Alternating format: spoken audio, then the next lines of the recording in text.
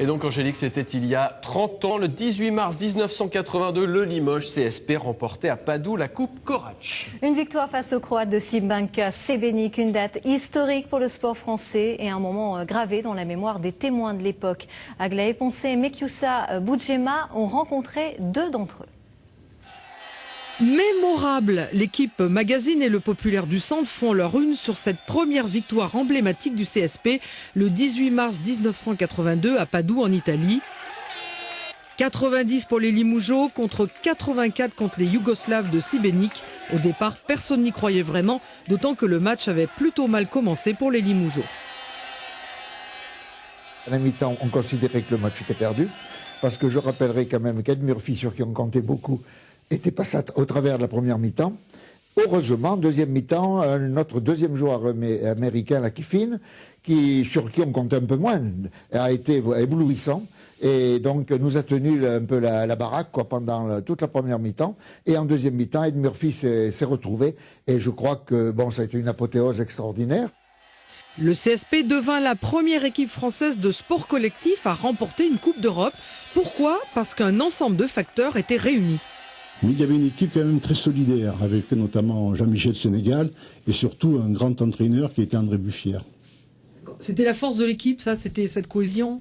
C'était cette cohésion de l'époque, parce que le basket a beaucoup changé depuis avec la défense qui joue plus que l'attaque. Et donc Murphy avait marqué ce soir-là 35 points, ce qui était assez unique parce qu'il marquait dans toutes les positions, ce qui ne se fait plus maintenant. Et Buffière était un entraîneur très sage, qui ne s'énervait pas, qui était très serein. Et donc la fin de match a été vraiment épique. Quant à la fête qui s'ensuivit, elle fut mémorable dans le train du retour. Tous les supporters s'en souviennent encore. Elle dura 3 jours. Et 800 personnes avaient chacun une couchette. On n'a pas dû beaucoup dormir. On n'a pas beaucoup dormi et pour une raison très simple, c'est qu'on avait prévu au milieu des wagons un train, vous savez, un wagon où c'était une cafétéria. Et comme nous avions parmi nos supporters la banda de Bessines qui n'a pas cessé de jouer de la musique, que nous avions nos fameuses majorettes de l'époque qui ont créé une ambiance festive, alors ce qui fait que si vous voulez, les 36 heures on les a pas vus passer. Tout le monde était ce jour-là mobilisé, même ceux qui n'allaient pas au match. Donc il y avait... je ne sais pas, 5-6 000, peut-être 10 000 personnes. L'équipe était inapprochable, ça dansait, partout il y avait la fête. En 20 ans de carrière, le CSP remporta 3 fois la Coupe Korač, 9 titres de champion de France et un titre de champion d'Europe en 1993. Chapeau bas, messieurs les basketteurs.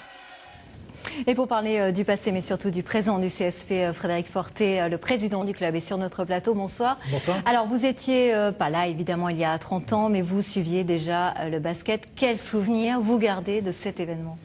Vous saviez, j'avais 12 ans, j'étais en Normandie, comme tout le monde, je rêvais de voir cette équipe-là, la voir jouer. Elle était très loin, mais elle gagnait tout. On se rappelle tous de Richard Dacoury, de Murphy et de tous les autres.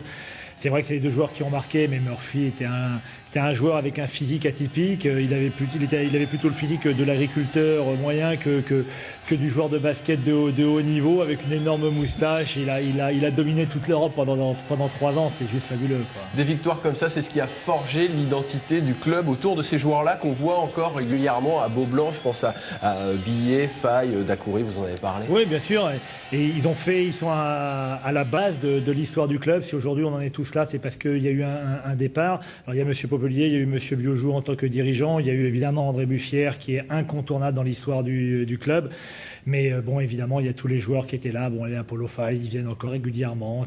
Les Claude Bolotnier un petit peu avant. Il y a toute la transition qui se fait avec la nouvelle génération, même si c'est très difficile aujourd'hui de transmettre les mêmes valeurs. Est-ce que gagner un titre européen, c'est encore possible aujourd'hui dans le basket actuel, ou est-ce que c'est un rêve inaccessible ? Non, je pense que c'est possible. L'Euroleague est très compliqué, mais il y a 3 niveaux de compétition sur l'Euro Cup ou l'Euro Challenge, c'est tout à fait possible. Le basket a énormément changé quand même, on peut le dire depuis. En quoi, selon vous ? Déjà au niveau vestimentaire, sur les images qu'on voyait, je suis pas sûr que Richard Dacoury réussirait à remettre ça ou Apollo Faye. Et même si on proposait ce genre de tenue à nos joueurs d'aujourd'hui avec des shorts très très courts, certainement qu'on fera encore plus de monde dans la salle, mais je suis pas sûr que ça serait. Raison. Ouais, non, mais sinon, évidemment, les joueurs sont plus grands, sont plus rapides, plus costauds et ça va plus haut. Un mot du présent maintenant avec le championnat de Pro B. Limoges est seul en tête depuis hier après la victoire, la promenade de santé on peut dire, face au Portel, victoire 80-48 et la défaite de Boulazac à Fos-sur-Mer. Vous avez déclaré au Populaire un moment historique, pourquoi ? Historique tout simplement parce que ça va faire plus de 10 ans que le club n'avait pas retrouvé la première place seul d'un classement. Donc on connaît tous les déboires à partir de 2004 et un petit peu avant. Et là aujourd'hui, vraiment on revient dans la cour des grands. Alors on a évidemment la montée en tête, mais il reste 8 matchs. Il ne faut pas croire qu'aujourd'hui c'est joué, c'est fini. Seulement on est quand même très content aujourd'hui de retrouver cette première place seule. Et puis maintenant on va voir un petit peu ce qui va se passer sur les 8 prochains matchs. Justement, cette première place, c'est un tournant dans le championnat ?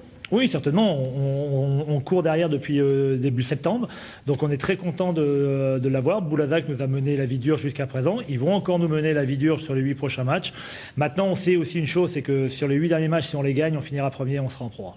Merci Fred Forté d'avoir été notre invité. Puis il y a aussi la Coupe de France, on n'en a pas parlé. On connaît le prochain adversaire, ce sera Le Mans.